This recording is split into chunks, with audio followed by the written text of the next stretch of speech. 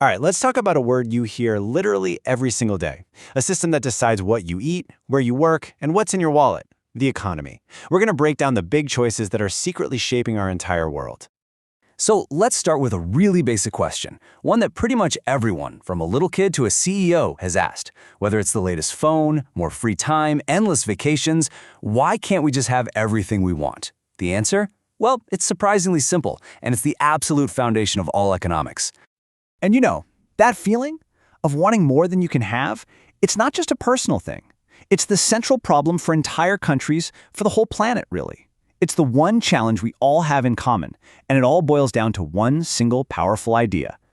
Yep, that word is scarcity. It's the simple, unbreakable rule of our world. See, our wants are infinite. We'll always dream of more, of something better, something faster. But the stuff we need to make those dreams happen, time, money, raw materials, even people's skills, that stuff is limited. And that clash, that fundamental conflict between our infinite wants and our finite resources, is the engine that drives every single economic decision ever made, period. So, okay, if scarcity is this universal problem, what's the solution, right? Well, humanity's answer was to invent a system, a massive, complex, and honestly fascinating system designed specifically to manage this challenge and decide who gets what from our limited pile of resources. And yeah, you guessed it, that system is the economy, or as it's known in Hindi, arthvyavastha. Now, I want you to forget all the complicated charts and stock market news for just a second. At its heart, an economy is simply the grand sum of all our activities, how we produce stuff, how we get it to people, and how we use it, all in an effort to deal with scarcity. It's our collective answer to that fundamental problem. You know what? Let's make this real. Think about the t-shirt you might be wearing right now. Its whole journey is basically a perfect map of the economy's three main pillars. It starts with production, the utpadan, where cotton is grown and turned into fabric. Then comes distribution, or vitaran, which is that whole complex web of ships and trucks that bring it to a store near you. And it ends with consumption, the upapog, which is simply you buying it and wearing it. That whole three-step dance is what makes our entire economic world go round. So who's actually in this giant system? Well, for starters, just look in the mirror. You've got consumers, that's you and me, the people buying stuff. You've got producers, the folks who make the stuff. Then there's the government, who acts kind of like the referee and also provides services. And finally, you have the foreign sector, which connects our economy to the rest of the world through trade. We're all playing a part in this. Okay, now this is where it gets really interesting. Because of this one problem, scarcity, every single society on Earth, I don't care if it's a tiny village or a global superpower, is forced to answer the exact same three fundamental questions. And how they answer these questions, well, that defines everything about them. This is the real heart of economics, right here. The first big one is, what should we make? With our limited pile of resources, we just can't make everything. So choosing to make one thing automatically means choosing not to make something else. The big question is, how on earth do we decide?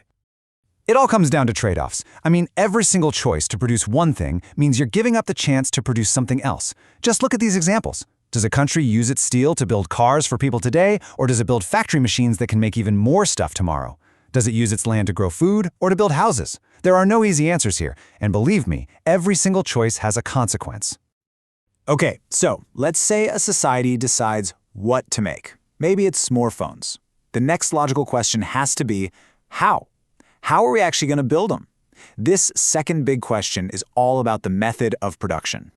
And really, there are two main paths you can go down.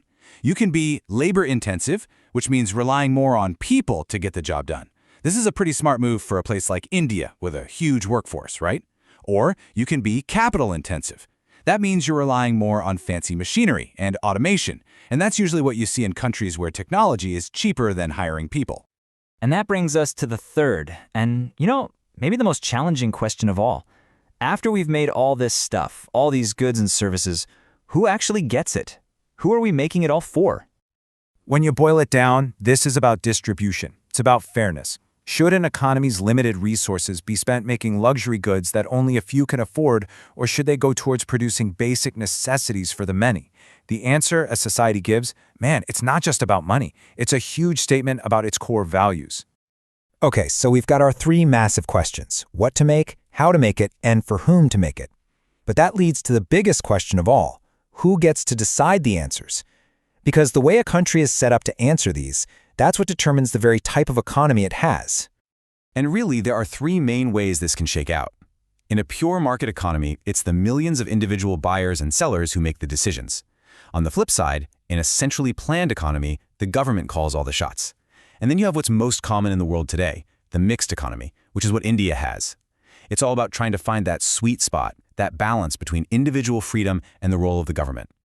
Okay, I know, this has all been very big picture, we're talking about societies and governments, but you might be thinking, what does any of this actually have to do with me?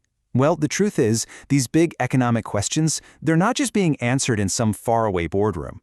They're being answered by you every single day. See, every single time you decide what to buy at the store, you're basically casting a tiny vote for what to produce. Your choice of what to study or where to work, that influences how to produce. And your income, how you spend your money, that's part of the answer to for whom to produce. The point is, you're not just living in the economy. You're an active player who's helping to shape it.